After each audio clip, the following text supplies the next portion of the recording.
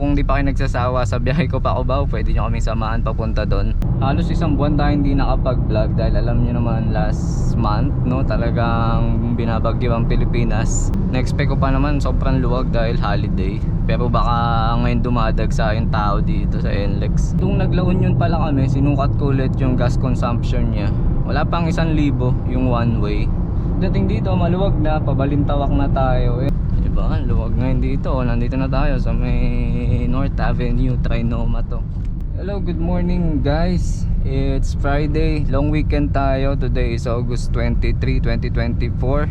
And punta kami ng Cubao. So kung di pa kayo nagsasawa sa biyahe ko pa Cubao, pwede nyo kaming samahan papunta doon.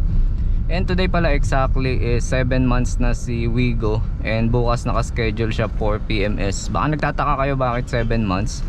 Kasi yung second PMS niya, which is yung pang third month niya, after nun sabi nung service advisor is since hindi naman siya masyadong nagagamit, binigyan ako ng 4 months bago magpa third PMS. So third PMS bukas Sabado. And nakahingi na din ako ng sample computation. Nasa kulang 10,000 siya. Medyo mabigat, no? So medyo mabigat sa mga kagaya kong ordinaryong mamamayan. Kaya siguro kung nagpaplano kayong bumili ng sasakyan or sa mga nakakuha na ng Wigo din nila, ganun yung pwede nyong pagandaan kung di pa kayo nasa third PMS schedule nyo. Nasa ganun po yung price range nya. Dalawa yung pinagtanungan ko Toyota Balintawak sa Toyota Marilao. Sa Marilao hindi ako nabigyan ng actual computation, pero ang estimate nasa 7.5 to 9k din daw. O dito na tayo sa dating nagsiservice nung sasakyan natin. Maganda sana today magpa PMS, kaso sarado ang Balintawak. Wala daw silang schedule. Sarado ang Toyota, wala silang schedule ng PMS today. And nung nasabi ko sa vlog ko last time, no, na since nasubukan ko ng madala sa Cubao tong si Wiggy namin, edi it's time na para madala naman yung family. And since long weekend, holiday ngayon, ina-expect ko na wala sana masyadong traffic, no. Sana ma-enjoy namin yung biyahe. Hopefully tama yung estimate ko, kasi baka ngayon yung traffic dahil pauwi yung mga tao. And bukas Sabado, hindi man holiday, may mga pumapasok din, so baka traffic bukas. I think better na ngayon gumala. Halos isang buwan tayo hindi nakapag-vlog dahil alam nyo naman last month, no, talagang binabagyo ang Pilipinas. Hindi namin masyadong nagagamit to dahil yun nga, baha. Saka sa mga nagtatanong kung nabaha kami, hindi po kami nabaha. Medyo mataas yung part ng location namin sa Bulacan, malapit kami sa San Jose. Yung mga malapit sa Wigo na gray, yung mga malapit sa May Kawayan, yan along MacArthur Highway, yan yung mga talagang binabaha na lugar. So swerte pa no, dahil yung lugar namin hindi siya inaabot ng baha. Kaya hindi din namin masyadong ginamit to during that time na may bagyo, may habagat, kasi daming talagang lugar na bahain. Nakakatakot, diba? Hindi naman kataasan yung sasakyan natin, at saka alam naman natin na yung possible na gastos kapag nadali tayo ng baha. Pero during that week, yung week na bumagyo, bumiyahe kami pa La Union. I think Friday yun. Kwento ko na lang siguro dahil di tayo nakapag-vlog dahil galing din sa sakit that time. Medyo naumay tayo mag-drive, no? Pa La Union, balikan. Kasi galing sa sakit, tapos hindi tayo kondisyon nung bumiyahe tayo. And medyo nakakaubos din siya ng nervyos. Kasi yung pauwi kami, actually yung papunta kami, inabutan namin yung malakas na ulan dito sa expressway. Yung talagang parang nagsisiro visibility na. And nakakatakot siya, lalo na kapag ang dami mong sakay. And then nung pauwi naman kami sa La Union, that time Sunday, nandun yung habagat binaha talaga yung mga bayan na dinadaanan namin. So bago kami makarating ng Tiplex, lahat ng bayan na dinaanan namin hanggang Rosario, binabaha na sila, yung pataas na yung tubig. Swerte lang din dahil pataas pa lang yung tubig nung dumadaan kami. Siguro mga 1 hour after naming makadaan per barrio, per bayan, talagang may mga nabaha na sasakyan. Kaya swerte lang din talaga. Advisable siguro pagka ganong long drive is talagang kondisyon yung katawan mo. And may kailangan lang talaga kaming importanteng puntahan that time, kaya biglaan din yung lakad namin. Oy, traffic ngayon sa NLEX, guys. Na-expect ko pa naman sobrang luwag dahil holiday. Pero baka ngayon dumadagsa yung tao dito sa NLEX. Kanina malapit. Sa kabila mga pa north. Medyo madaming volume ng sasakyan. Nung naglaon yun pala kami, sinukat ko ulit yung gas consumption niya. Wala pang 1,000 yung one way. Nasa 800-900 lang. Kasi nagpa-full tank kami bago umalis, and then nagpa-full tank din kami doon. Ganun din yung ginawa ko nung pauwi kami, full tank muna bago umalis ng La Union. Tapos pa-full tank ulit pagdating dito sa may amin. And ganun lang talaga nag-range yung gas consumption niya, nasa 1,000 lang. Kulang 1,000, mga 900 dyan. And yung biyahe pala namin last time is gabi. Medyo hindi parang di okay yung gabi. Daw mabilis ang gabi kapag bumiyahe kayo. Pero ang dilim sa T-Flex. Hindi ganun kadami yung ilaw katulad dito sa NLEX, no? Tapos nagkataon pa that time na magugulat ka, biglang sarado pala yung isang lane kasi dalawa lang yata yung lane sa sa T-Flex. Magugulat ka, biglang may barrier dun sa isang lane. So medyo parang mas okay talaga bumiyahe ng maliwanag kaysa gabi. Pagdating dito, maluwag na, pabalintawak na tayo. And based sa Google Map, 19 minutes lang from Balintawak. From here, nasa Cubao na daw kami. Kamatsili na. 10:55 AM, merging tayo sa EDSA. Tignan natin kung anong oras tayo makakarating sa Cubao. Dito sa part na to, masasabi kong maluwag. Maluwag siya ngayon compare kapag regular days talaga. Ang tindi na din ng sasakyan dito. Di ko alam kung may oras pa na lumuluwag dito Pero ngayon makikita nyo naman hindi ganun kadami yung volume ng sasakyan. Siyempre holiday ngayon, kaya in-expect talaga namin na hindi kami masyadong matatraffic. Pero di na din kami magpapahapon dahil baka bigla dumami ang sasakyan dahil holiday, magmumula mga approaching tayo ng Muñoz 10. At magkaiba yung oras ko dito sa sasakyan sa map, 10:56 AM. Ito I think yung pinaka mas updated yung sa phone natin. Dito maluwag pero mukhang madami sasakyan sa bandang Muñoz. Diba? Luwag ngayon dito. Nandito na tayo sa may North Avenue, Trinoma to. So may vlog tayo nung nagpunta tayo ng Trinoma before. Kung interesado ka, search mo na lang dyan sa mga video natin.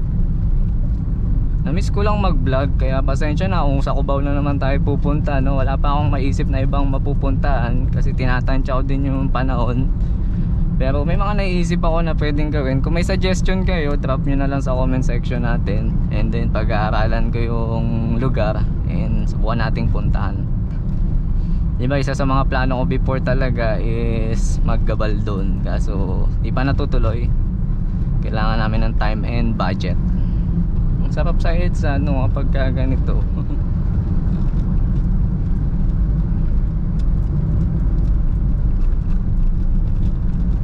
Miss ko ding mag-drive dahil after nung La Union namin, hindi ko na masyadong ginamit to. Pahinga muna. Kasi nga maulan. May time na 2 week yata, 3 week. Talagang ulan ang ulan. Walang araw na hindi umuulan. Ngayong week na lang yata na since last week yung nagumpisang umaraw. Pero sobrang init na Sarap sana mag-EDSA loop kaso hindi ko na pag-aralan yung kaya pamilyar ako hanggang Guadalupe, pero after noon hindi ko na alam kung mag-EDSA loop ako, saan ba ako iikot? Saan ba yung dulo ng EDSA? I think kailangan muna siyang pag-aralan.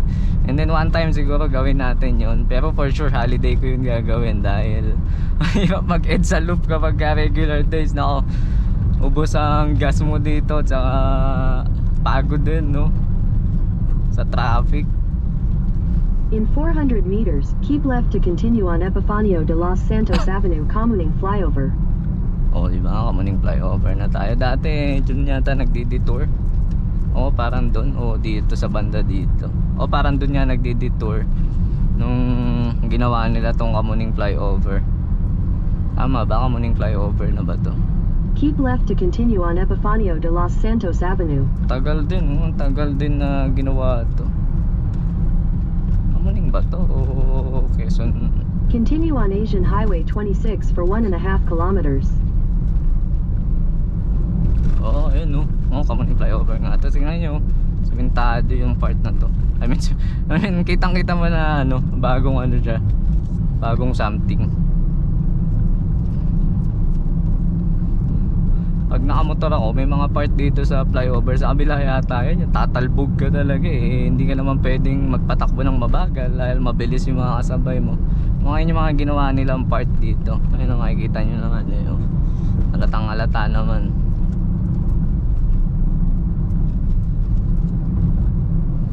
Sarap ngayon no. Again, holiday po ngayon ha, kaya ganito kaluwag dito sa EDSA. So balak naming mamasyal sa Gateway tsaka sa Farmers. So yun, ba?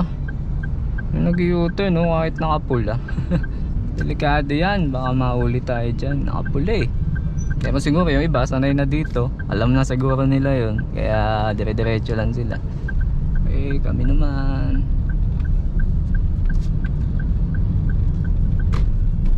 nakapula dito. Gulo eh no. In 200 meters, turn right onto General Araneta. Andyan tayo liliko. Turn right onto General Aguinaldo Avenue, then turn right onto General Malvar Avenue. Wala na yung mga UV dun ng Bacoobio. Nasa lakad. Eh, liko na tayo dito. Pag dito ka kasi lumiko, dire-diretso na yan hanggang dun sa parking sa may Araneta. Diyan yun yung slots nila.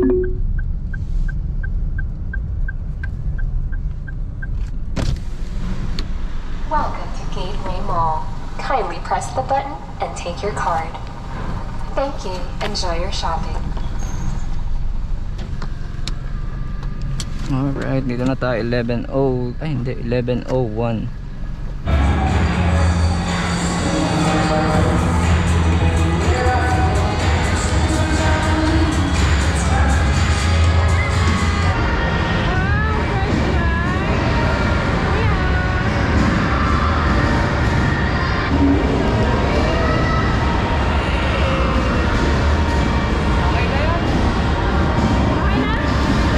It's 3:27 PM. Medyo nag-enjoy kami sa gala na to ngayon. So uwi na tayo, sana wala naman traffic.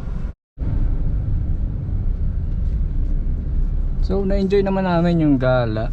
Gateway, Farmers, and then pumunta kami Turn dito left. sa may Fiesta Turn Carnival, left. yung dating Shopwise. Umulan pala ng malakas kanina, so buti na lang ngayon eh wala na. Lika Highway. 4 months naman ni Wigo, na 7 months na siya, okay pa rin, wala naman kami nagiging problema pa. Kahit may mga times na nalulusong namin siya sa medyo mababaw na mga bahalang, okay naman. And last time nga nakapag long drive, okay din naman. And bukas subukan natin i-vlog no, yung third PMS ni Wigo. And after noon, after 3 months PMS na naman tayo. So update ko kayo kung magkano yung aabutin ng PMS and anything na sasabihin ni service advisor. Tignan natin. Yun na nga, madami na yung volume ng sasakyan mula dito sa SM North Vertis hanggang dito sa may SM North. So hopefully paglagpas dito maluwag na hanggang papuntang NLEX. Hindi naabot din tayo ng 40 minutes from Cubao papuntang dito sa Balintawak. Traffic kasi dun sa may SM North, ang dami na talagang sasakyan. Pero paglagpas naman doon, okay na. I think pahaba na din tong vlog na to. Shinare ko lang, namiss ko ding mag vlog. Ewan ko kung namiss nyo din yung mga POV natin. Pero again, kung di ka pa nakasubscribe, subscribe na lang po, like mo na din yung video. And hanggang dito na lang muna. Ingat tayo palagi. God bless and bye bye. See you on the next vlog.